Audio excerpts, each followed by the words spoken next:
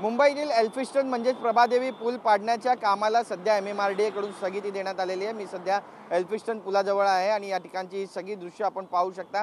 सगळ्यात महत्त्वाचं म्हणजे इथे असलेल्या ज्या दोन इमारती आहेत त्या इमारतीचा पुनर्विकास होईपर्यंत हा पूल आता पाडला जाणार नाहीये। मुंबईतील एल्फिस्टन रोड इथला हा जुनाट आणि धोकादायक असलेल्या रेल्वे उड्डाणपुलाच्या पाडकामात सध्या MMRDAने स्थगिती दिलेली आहे। MMRDAने 25 एप्रिलपासून पाडकामास सुरुवात करण्याचं नियोजन केलं होतं, मात्र या भागातील दोन शेजारील इमारती म्हणजे लक्ष्मी निवास आणि हाजी नुरानी या इमारतींचा समावेश आहे आणि एकत्र याचा क्लस्टर पुनर्विकास योजनेत विकास व्हावा यासाठी आता याला विलंब होणार असल्याचं बोललं जातं आहे। MMRDA कडून सांगण्यात आलं आहे की शहरी विकास विभागाकडून या संदर्भातील अधिसूचना मिळेपर्यंत पाडकामाचा पुढील निर्णय घेता येणार नाहीये। अधिसूचना मिळाल्यानंतरच पुलाच्या बंदीबाबत आणि पाडकामासाठी नवीन नो ऑब्जेक्शन सर्टिफिकेट मागवलं जाईल।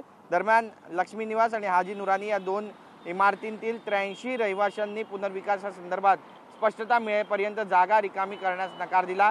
त्यामुळे स्थानिक नागरिकांचा विरोध लक्षात घेता MMRDAने पाडकाम पुढे ढकलण्याचा आता निर्णय घेतलेला आहे। हा पूल अत्यंत महत्त्वाचा मानला जातोय। हा आरोबी पश्चिम रेल्वे मार्गावर अत्यंत महत्त्वाचा आहे आणि सुरक्षेच्या दृष्टीने त्याचं पाडकाम गरजेचं आहे। मात्र पुनर्वसन आणि पुनर्विकास प्रक्रियेमुळे प्रकल्प सध्या रखडलाय। या परिसरात संध्याकाळच्या वेळेस आणि सकाळच्या वेळेस जेव्हा चाकरमानी कामानिमित्त येतात त्यावेळी मोठ्या प्रमाणामध्ये वाहतूक कोंडीचा सामना त्यांना करावा लागतो। जवळपास अर्धा तास ईस्टपासून वेस्टला आणि पश्चिमेकडून पूर्वेला जाण्यासाठी लागतो आणि हा अत्यंत महत्त्वाचा पूल मानला जातोय। बरीचशी आंदोलनं हा पूल पाडू नये यासाठी सुद्धा घेण्यात आली आणि त्यामुळे आता MMRDAनं अखेरकार याला स्थगिती दिलेली आहे आणि जोपर्यंत या दोन्ही इमारतींचा पुनर्विकास होत नाही तोपर्यंत हा पूल आता बांधला जाणार नाहीये आणि एकंदरीतच हा पूल नेमका कधीपर्यंत बांधला जाईल हे सुद्धा पाहणं आता तितकंच महत्त्वाचं ठरणार आहे। कारण या पुलाबाबत बरीचशी आंदोलनं करण्यात आली आणि बऱ्याचशा स्थानिक पक्षांचं सुद्धा याच्या पुनर्विकासाकडे आणि त्यासोबतच या पुलाच्या